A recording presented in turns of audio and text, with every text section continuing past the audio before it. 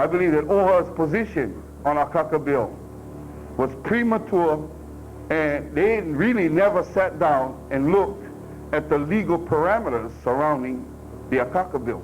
Who actually owns the assets currently under OHA's control? And what they've done is they've poured into the support of Akaka bill of over $500,000 already, and they're just tossing this money out. They should be held accountable for these decisions that they're making. The Hawaiian people will not support an enterprise that will leave them vulnerable to attack by opportunistic U.S. citizens. On the other hand, the reinstated Hawaiian Kingdom offers our people a viable alternative. A government established outside of federal and state control that is beyond the jurisdiction of hostile civil lawsuits brought by American citizens. That OHA should seriously consider transferring its assets to the reinstated Hawaiian government before it is too late. On May 7, 2003, the campaign to safeguard the assets for Hawaiian people was initiated on all major Hawaiian islands. The purpose for this campaign is to inform the Hawaiian community of the dissolving of the Office of Hawaiian Affairs, OHA, and the Department of Hawaiian Homelands, DHHL. This dissolving of the two state agencies is based on the foreseeable end result of the Arakaki lawsuit pending in federal court. The leadership of both OHA and DHHL has openly stated that the Arakaki lawsuit is tailored along the same lines as the Rice versus Cayetano case, where the Supreme Court Justice's decision of declaring that OHA's Hawaiian-only voting scheme was unconstitutional. The response in the legal community is that it is just a matter of time before the inevitable occurs, that Arakaki lawsuit will prevail and OHA and DHHL will be dissolved. This raises the serious question: can the assets currently held under the management of OHA and DHHL be safeguarded from being dissolved? According to the viewpoint of OHA and DHHL leadership, the answer appears to be no.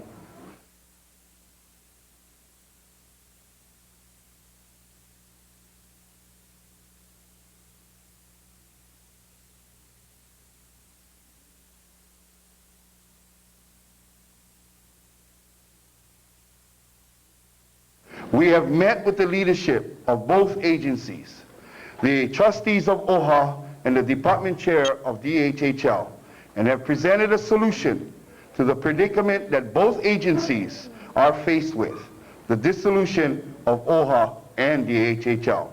The reinstated Hawaiian proposed that OHA and DHHL transfer the assets under their management to the reinstated Hawaiian Kingdom.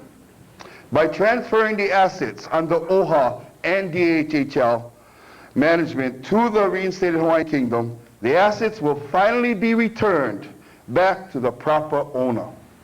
This action would definitely cause the examination on behalf of the federal government and the legal issue of who actually owns the assets currently under OHA and DHHL's management. Historical facts confirm that the assets that both of these agencies currently manage is a portion of the public land trust that was created by the de facto territory of Hawaii after receiving the property from the de facto Republic of Hawaii. The public land trust is made up of Hawaiian Kingdom government lands and crown lands that were illegally confiscated by the de facto provisional government after the unlawful overthrow of the Hawaiian Kingdom and the monarchy. This is the public land trust trail. The Hawaiian Kingdom's government lands and monarch crown lands were stolen by the de facto provisional government in 1893, who changed their name to the de facto Republic of Hawaii in 1894. That illegally transferred the property to the United States de facto territory of Hawaii government after the illegal annexation of the United States. The stolen Hawaiian government and crown lands were then identified as ceded lands. The de facto territory of Hawaii government in turn created the public land trusts from those ceded lands. In 1922, the Hawaiian Commission Act was created, and approximately 200,000 acres of the public land trust was set aside to create the land base for the Hawaiian homelands. In 1959, the de facto territory of Hawaii government was changed to the 50th state of Hawaii.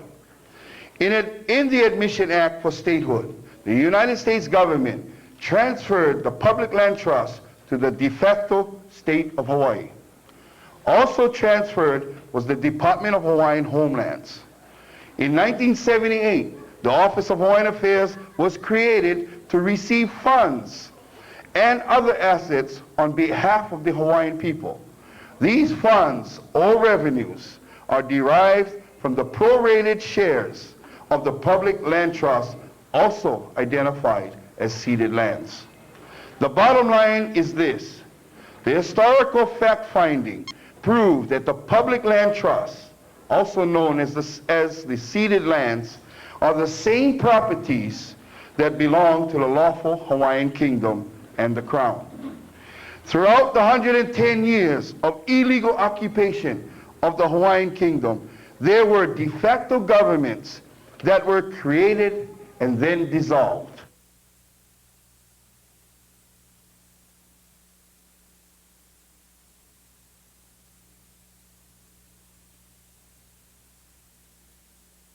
Aina, the land. The land can never be dissolved. It can only be illegally transferred until the lawful owners reclaim title.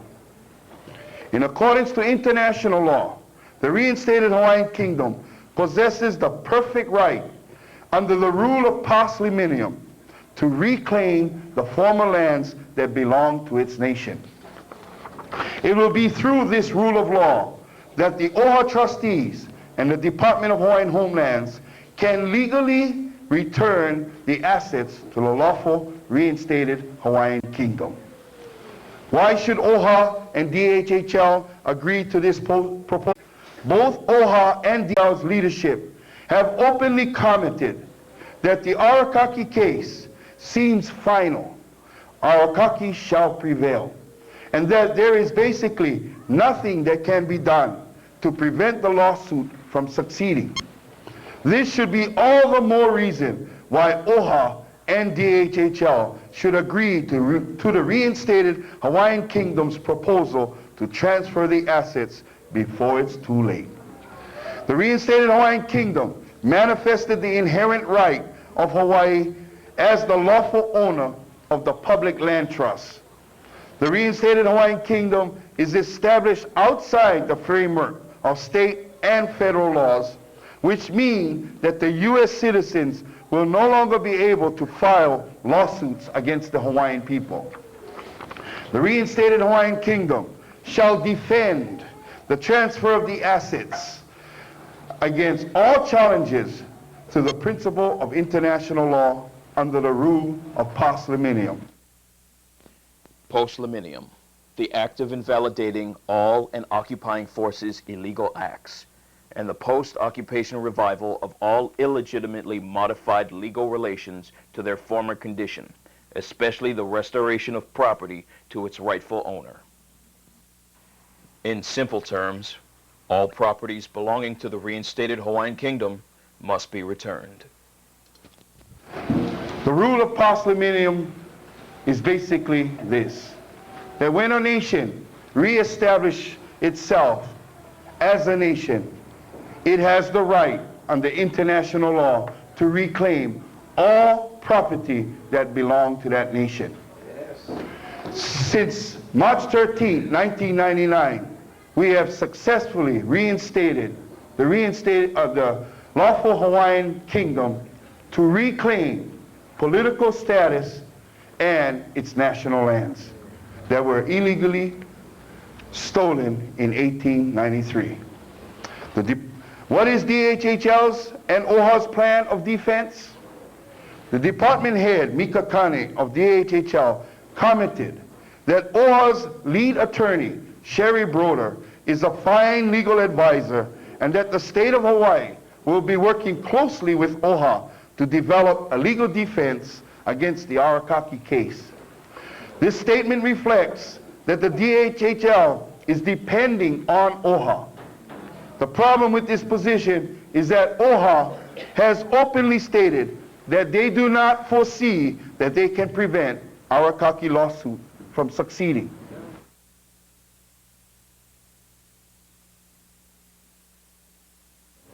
But what the experts told us was that that bill alone, the federal recognition bill alone, would probably not provide a sufficient shield if the Arakaki lawsuit were to the Supreme Court.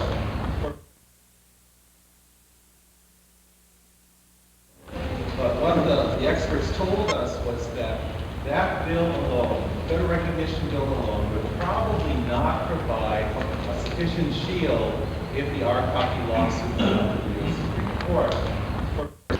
Instead, OHA is banking on the time allotted in the appeals process to develop a Hawaiian governing entity as their plan to safeguard the assets. What happens if the appeals are denied? What is DHHL's plan?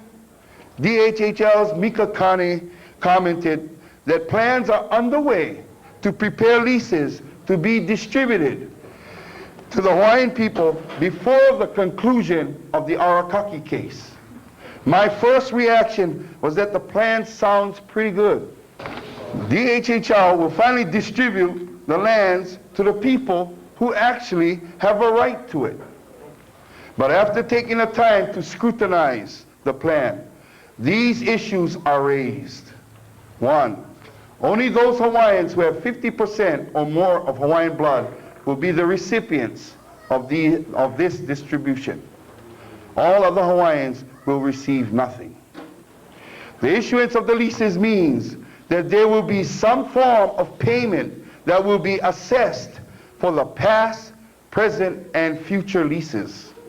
This position is supported in the Arakaki lawsuit. The plaintiffs has offered the court a scenario that a global settlement can be reached between the state and the leases, whereby the Hawaiian people can purchase their leases on a fair market value base. This means that everyone with leases must be capable to qualify financially to purchase the lease from the state.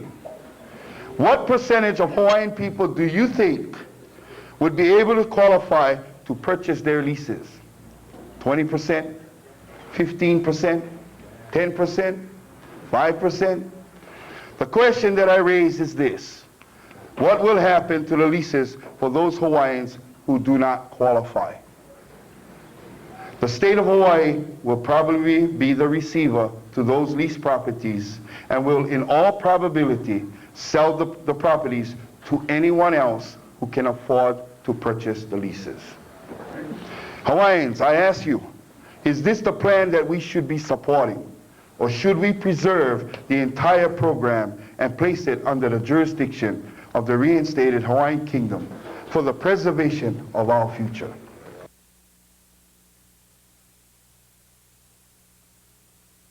What is OHA's plan?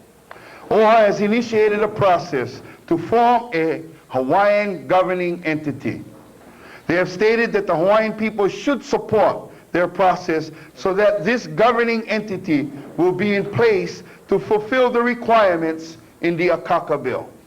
OHA has also publicly stated that the assets can be transferred to this governing entity to safeguard the assets. Let's examine OHA's plan. OHA has publicly announced their support for Akaka bill. The legal predicament of Akaka bill is this: the Akaka bill is a federal statute, and the primary issue of the Arakaki lawsuit is that the U.S. federal statute that established the Hawaiian Homes Commission Act is on the verge of being declared unconstitutional and invalid. The obvious legal question that is raised here is this: how is it possible for one federal statute, the Akaka Bill, avoid the same fate when an 83-year-old federal statute, the Hawaiian Homes Commission Act of 1922, is about to be declared invalid and unconstitutional? Why has OHA taken the position to support Akaka Bill when this legal predicament exists? I sincerely believe that as trustees, they have sworn an oath to uphold the U.S. laws, and that these American Hawaiians cannot accept the reality that remaining under the control and influence of America, the end result will be the extinguishment of our Hawaiian entitlements and sovereign rights. Another point that I would like to share is this: what makes the Hawaiians think that after the courts declare the DHHL and OHA programs invalid and must be dissolved, will the U.S. Congress now want to support any form of federal recognition? Once it's declared invalid and unconstitutional, I don't expect any senators in the U.S. Congress to support any bill of recognition. I believe that they have achieved their goal, and we have all been assimilated into the American society.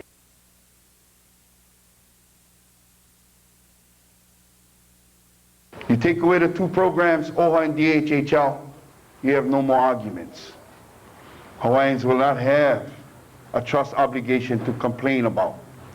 With OHA and DHHL no longer in place, why should they be concerned? We as Hawaiians will be assimilated into the American society, and that will be the conclusion.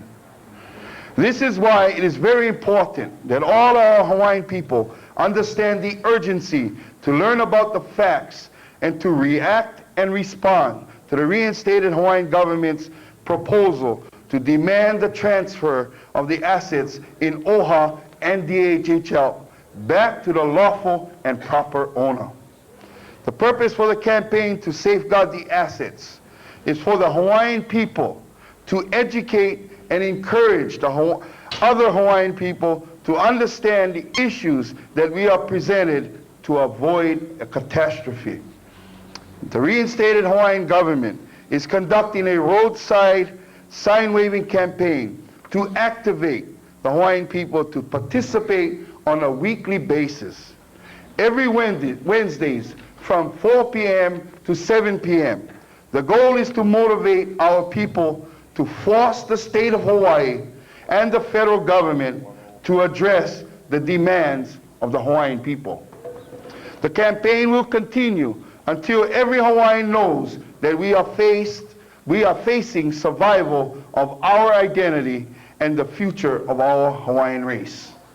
The goal is to have Governor Lingo fulfill her commitment to the Hawaiian people of correcting the 110 years of injustice and to return the lands to the reinstated Hawaiian kingdom, and not to perpetuate the social triage upon the Hawaiian race. In closing, it will take Hawaiians to encourage others, Hawaiians to participate in the campaign to counteract this hostile action. I would like to thank everyone who has heeded to this cause and call. May Akua bless all of us and keep us strong and give us Godspeed. Aloha. You can participate in the campaign to safeguard the assets of the Hawaiian people. The reinstated Hawaiian government is conducting a roadside sign-waving campaign on every island every Wednesday afternoon from 4 to 7 p.m. Contact numbers for the campaign organizers on every island will be provided at the end of this program.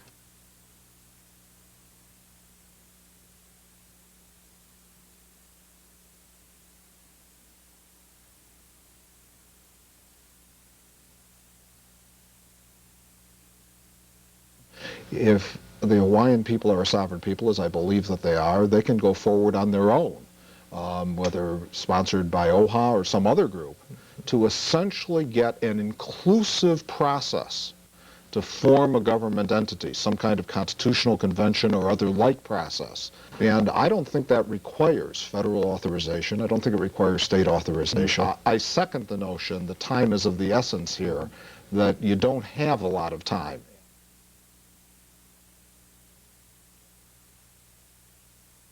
Hawaii, in many ways, was more independent than tribes in the United States. Hawaii really was a kingdom and recognized as such among all the nations, you know.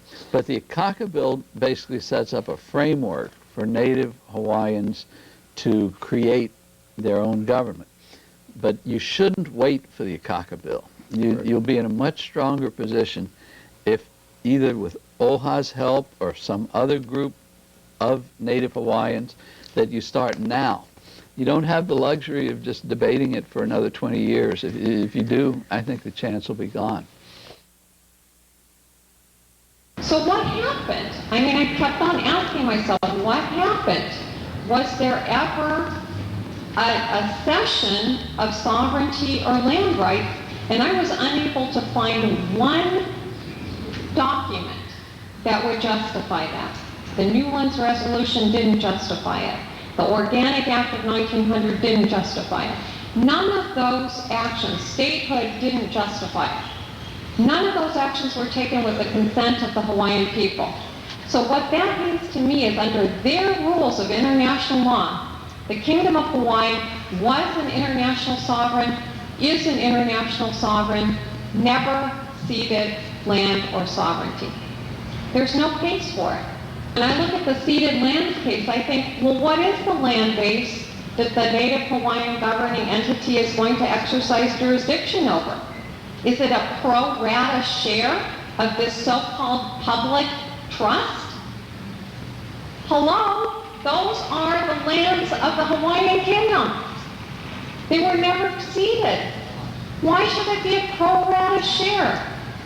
If the state of Hawaii is exercising simultaneous trust responsibilities to the public, all of those people who live here, and the Native people, that is the worst conflict of interest that you could ask for. How can a Native trust ever be reconciled with a public trust? There's nothing in this bill to me that specifically requires the primacy of the Native trust. If the state of Hawaii is exercising simultaneous trust responsibilities to the public and the Native people, that is the worst conflict of interest that you could ask for. How can a Native trust ever be reconciled with a public trust? There's nothing in this bill that specifically requires the primacy of the Native trust. And I think that that's a really important issue when you're talking about the potential land base. Look at Alaska. The Alaska Native Plains Settlement Act was the extinguishment of Aboriginal title to facilitate oil exploration in Alaska. What's the motivation of the United States to recognize the Native Hawaiian governing entity as a domestic dependent nation? That's a question that we have to think about. I always would question the motivation of the United States government at any particular point in time to do what it is that it's proposing to do, because there's oftentimes another agenda. Because if Congress passes the Akaka Bill, whoever isn't happy with the Akaka Bill is going to challenge the constitutional authority of Congress to pass the Akaka Bill. So that question has to be on the table, has to be addressed. If Congress passes the Akaka Bill, whoever isn't happy with the Akaka Bill is going to challenge the constitutional authority of Congress to pass the Akaka Bill. It's up to Native Hawaiian people to decide, do they want a partnership with the United States as domestic dependent nations? Do they accept the protection of the United States and cede their claim of international sovereignty? That is how this bill will be used against Native Hawaiian people later down the line. Not going to say that it's impossible to reinstate your kingdom.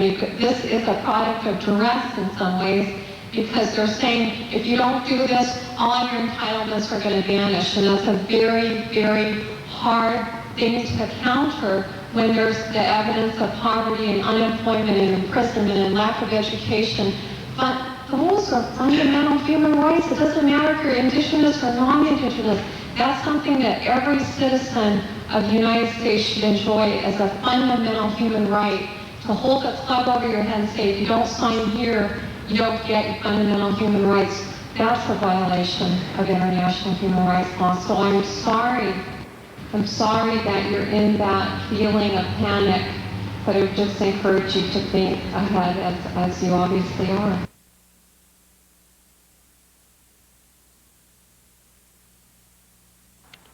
The reinstated Hawaiian government was created outside of the framework of U.S. federal and state of Hawaii laws. The reinstated Hawaiian government is the re-established inherent sovereignty of the Hawaiian kingdom that possesses the lawful authority to protect all native Hawaiian assets. The reinstated Hawaiian government is currently conducting a campaign to urge the Office of Hawaiian Affairs and the Department of Hawaiian Homelands to safeguard the land and money of the Hawaiian people from hostile civil lawsuits. The only way to protect these assets from present and future attacks is to return them to the custody of the reinstated Hawaiian government. Your participation is vital to this defense effort.